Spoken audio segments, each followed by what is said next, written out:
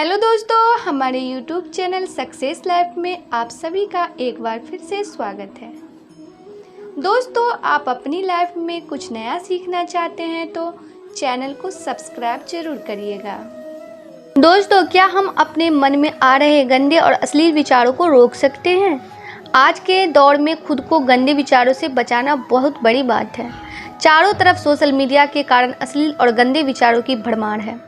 इन विचारों का शिकार हर कोई होता है और अवचेतन मन ऐसे विचारों को तुरंत ग्रहण करता है। आपके मन में अगर अश्लील विचार आते हैं तो वो कैसे हटाएं?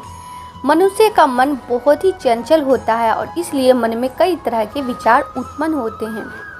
क्षण भर में ही व्यक्ति का मन कई चीज़ों को सोचने लगता है। इसलिए तो कहा जाता है कि मन को काबू करना आसान नहीं, लेकिन गौतम बुद्ध मन को नियंत्रित करने के आयामों के बारे में भी बता चुके हैं।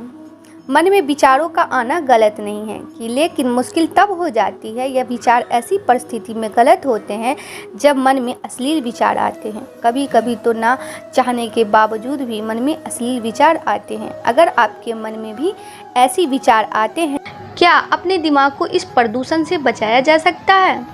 इस सवाल का जवाब पाने के लिए आपको एक कहानी सुनाते हैं। दोस्तों, ये कहानी बहुत ही रोचक है और ज्ञानवर्धक है और अगर आपके दिमाग में मन में अगर अश्लील बातें आ रही है तो बिल्कुल इससे छुटकारा हो जाएगा। तो चलिए बताते हैं कि ये कथा, ये कहानी, ये स्टोरी क्या है। देवराज इंद्र का वाहन ऐरावत बात बहुत पुरानी है। स्वर्ग के राजा देवराज इंद्र ने 3 महर्षियों को अपने धाम में आमंत्रित किया। इनके बारे में कहा जाता था कि यह ऐसे संत है जो तमाम भ्रमों से पूरी तरह मुक्त है। दरअसल देवराज इंद्र इन ऋषियों के कारण डर गए थे। उन्हें लगा कि यह तपस्वी संत यदि पूर्ण सिद्ध हो गए तो उनका सिंहासन जाना तय है। अब इंद्र देवता ठहरे। उन्होंने स्वर्ग की सबसे खूबसूरत अप्सरा उर्वशी के साथ मिलकर ऋषियों को माया के वशीभूत करने की योजना बनाई। इन महाऋषियों को स्वर्ग बुलाया। ऋषि स्वर्ग पहुंचे तो देवराज ने उनकी खूब आवभगत की, उन्हें आदरपूर्वक बिठाया। दोस्तों, उर्वशी ने क्यों दिया अर्जुन को नापुंसक होने का श्राप? इंद्र की सभा में अप्सराओं का नृत्य प्रारंभ हुआ। अब अप्सराओं का यह नृत्य इतना मनमोहक था कि देवराज इंद्र भी मोहित हो रहे थे, क्योंकि अप्सराएं आज कुछ अलग ही रंग में थी। अप्सराओं ने सुंदरता की सारी सीमाएं लांघ दी थी। समय निकला और बाकी अप्सराएं नृत्य के मंच से अलग होती गई। अब स्टेज पर सिर्फ उर्वशी ही थी, नाच रही थी। उर्वशी ने अपने सौंदर्य का जाल फैलाना शुरू किया। वह एक एक करके अपने वस्त्र निकालती जा रही थी। तभी एक ऋषि विचलित होकर बोले, कृपया यह सब बंद कर दें, यह अश्लीलता है। दूसरे ऋषि ने कहा, आप यह क्या कर रहे हैं? नृत्य बंद नहीं होगा। उर्वशी जो कर रही है उसे करने दें। आपको यदि कोई दिक्कत है तो आप अपनी आंखें बंद कर लें। ऋषि ने आंखें बंद कर ली, लेकिन बंद आंखों में भी उन्हें उर्वशी दिखाई दे रही थी। जो उर्वशी उन्हें बंद आंखों से दिखाई दे रही थी वो और ज़्यादा खूबसूरत थी। उस उर्वशी के तन पर एक भी कपड़ा दिखाई न देता था। क्या वेदों में अश्लीलता है? ऋषि बहुत दुविधा में फंसे। उन्होंने सोचा कि यह क्या हो रहा है। बंद आंखों से दिखने वाली उर्वशी तो निवस्त्र है, इससे कम कामुक तो बाहर वाली उर्वशी है। इधर बाहर वाली उर्वशी भी सारी सीमाएं लांघ रही थी। उर्वशी ने अब अपने प्रदर्शन की पराकाष्ठा प्रदर्शित की। अब उसके वक्ष पर एक भी वस्त्र ना रहा। इससे दूसरे ऋषि विचलित हो गए और कहने लगे, यह तो पराकाष्ठा है, मैं इसे सहन नहीं कर सकता, ये सब बंद किया जाए।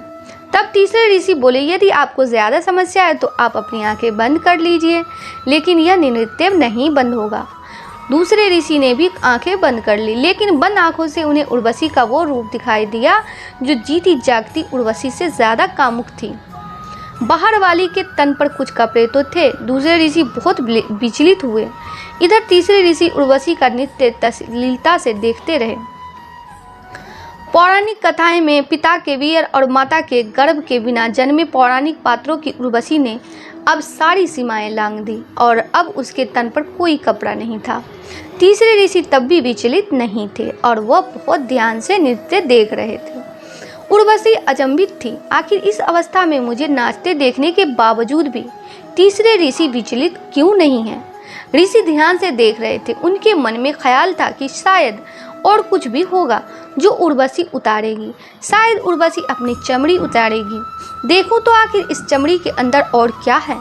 उर्वशी के पास अब उतारने के लिए कुछ भी नहीं था। वो हैरत में थी कि इस अवस्था में भी वो ऋषि को विचलित नहीं कर पाई। दुनिया में पहला ऐसा व्यक्ति देखा जो इस अवस्था में देखकर भी शांत और सहज है। वह ऋषि के सामने गंदगी दृश्य में नहीं बल्कि हमारी आंखों के पीछे मौजूद हमारी अंतर्दृष्टि में होती है। आंखें बंद करके हम अपने अंदर की गंदगी को साफ नहीं कर सकते। जितना हम अपनी आंखें बंद करेंगे उतना ही हमारी अंदर की गंदगी हमें परेशान करेगी। आप अपने आप को शुद्ध सात्विक कहते हैं, लेकिन बाहर तामसिकता देखकर आपकी सात्विकता को सांप सूंघ जाता है। खुद को सकारात्मक कहते हैं, लेकिन बाहर की नकारात्मकता आपको हिला देती है।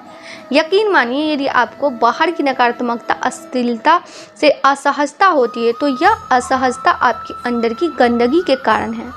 जब तक आप अपने अंदर की नकारात्मकता को बाहर नहीं निकालोगे, जब तक आप अपने अंदर के डर और अश्लीलता को बाहर नहीं निकालेंगे, तब तक आपके बाहर के दृश्य विचलित करते रहेंगे। तामसिकता शरीर में नहीं बल्कि उस शरीर को देखने की दृष्टि में है। काम वासना और अश्लीलता असो तामसिकता दृश्य में नहीं, दृश्य के पीछे खड़े हो जाने वाले भावों में है। अपने चश्मे को बदलिए, दृश्य बदल जाएंगे। अपनी दृष्टि को बदलिए, कुछ भी अश्लील नजर नहीं आएगा। तीसरे ऋषि के लिए सब कुछ सत्य था, इसलिए वह विचलित नहीं हुए। जो डगमगा गए वह ऋषि अब भी स्थूल संसार में भटक रहे थे। क्षण भर में ही व्यक्ति का मन कई चीज़ों को सोचने लगता है। इसलिए तो कहा जाता है कि मन को काबू करना आसान नहीं, लेकिन गौतम बुद्ध मन को नियंत्रित करने के आयामों के बारे में भी बता चुके हैं। मन में विचारों का आना गलत नहीं है कि, लेकिन मुश्किल तब हो जाती है यह विचार ऐसी परिस्थिति में गलत होते हैं जब मन में अश्लील विचार आते हैं। कभी कभी तो ना चाहने के बावजूद भी मन में अश्लील विचार आते हैं। अगर आपके मन में भी ऐसी विचार आते हैं तो गौतम बुद्ध की इस कहानी से आपके विचारों में ज़रूर बदलाव आएगी। दोस्तों, बुद्ध अपने भिक्षुकों को उपदेश देने के साथ ही उन्हें भिक्षाटन के लिए भेजते थे। एक बार उन्होंने अपने भिक्षु भरत को भिक्षा लेने के लिए एक शराबिका के घर भेजा। भरत पूरे रास्ते मन में यही सोचते हुए शराबिका के पास गया कि आखिर आज भिक्षा में क्या भोजन खाने को मिलेगा, क्योंकि भरत चंद्रवंश के राजकुमार थे और बुद्ध के सान्निध्य भिक्षु के रूप में दीक्षित हुए थे। हमेशा भरत को महल में खाने के लिए स्वादिष्ट पकवान मिलते थे, लेकिन आज भिक्षा के रूप में उसे जो भी मिलेगा संतुष्ट होना पड़ेगा। शराबिका के घर पहुंचकर भरत ने भिक्षा मांगी। शराबिका ने भरत को बैठने के लिए कहा और भोजन लाने के लिए घर के भीतर चली गई। इधर भरत फिर से अपने प्रिय भोजन के बारे में सोचने लगे और जैसे ही शराबिका भोजन लेकर आई तो भरत अचंभित रह गए। भरत ने देखा कि शराबिका ने उनके लिए उनके पसंदीदा पकवान परोसे हैं और अपने प्रिय भोजन को देखकर वो खुश हो गए। दोस्तों, भोजन ग्रहण करते हुए भी भरत सोच रहे थे कि महल में तो उन्हें भोजन के बाद विश्राम करने की आदत है, लेकिन आज उन्हें भोजन के बाद वापस तेज धूप में चलकर आश्रम जाना होगा। लेकिन भोजन के बाद शराबिका ने भरत को कुछ समय के लिए विश्राम करने का आग्रह किया। भरत फिर से खुश हुए कि आखिर आज उनके मन की सारी इच्छाएं कैसे पूरी हो रही है। इसके बाद भरत कुछ देर विश्राम करने लगे, लेकिन विश्राम करते हुए भी लेटे लेटे वो सोचने लगे कि आज तो मुझे भोजन के बाद विश्राम करने को मिल गया, लेकिन ऐसा रोज रोज नहीं होगा। जब भरत विश्राम के बाद उठे तो शराबिका ने कहा कि आप जब तक चाहो यहाँ ठहर सकते हो। भरत अब समझ गए कि ये कोई संयोग नहीं हो सकता है। उन्होंने शराबिका से कहा कि मुझे क्षमा कीजिए, क्या आप मेरा मन पढ़ सकती हैं? दोस्तों, शराबिका ने कहा उत्तर दिया यानी कि और कहा कि हाँ, मैं मन पढ़ सकती हूँ। शुरू में यह कठिन था, लेकिन फिर मैंने स्वयं के मन विचारों को देखना शुरू किया। पहले तो मेरे विचारों की संख्या अनगिनत हुआ करती थी। इसके बाद मैंने विचारों पर ध्यान केंद्रित किया, बिना पक्ष विपक्ष के अपने विचारों को देखने लगी। इस तरह से धीरे धीरे मेरे मन में विचारों की संख्या कम होती गई और सारे व्यर्थ विचार दूर हो गए। इसके बाद से ही मैं दूसरे के मन में चल रहे विचार को पढ़ लेती हूँ। हालांकि श्रविका की बात सुनकर भरत घबरा गए। इसके बाद भरत ने श्रविका से आज्ञा ली और आश्रम के लिए निकल पड़े। रास्ते में भी भरत फिर से मन में आए विचारों का स्मरण करने लगे कि श्रविका के बारे में उसके मन में अश्लील विचार भी आए थे। श्रविका ने उसे भी जान लिया होगा, वो मेरे बारे में क्या सोचती होगी। भरत खुद को लज्जित महसूस कर रहे थे।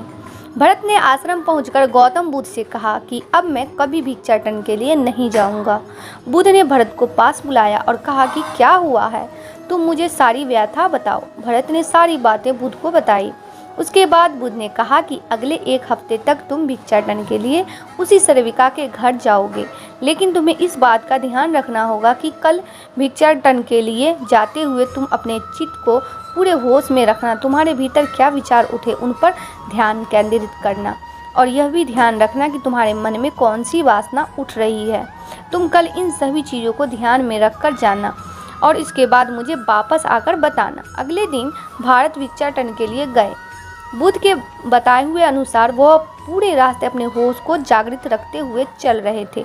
जब श्रविका का घर आया तो भरत ने भिक्षा मांगी। उसके भीतर कोई वासना नहीं थी और ना ही कोई विचार उत्पन्न हो रहे थे, क्योंकि उसने अपने मन को पूरी तरह जागृत रखा था। भरत ने भिक्षा ली और आश्रम चला गया। भरत ने बुद्ध को प्रणाम किया और कहा कि आज उसे जिस आनंद की अनुभूति हुई वह पहले कभी नहीं हुई।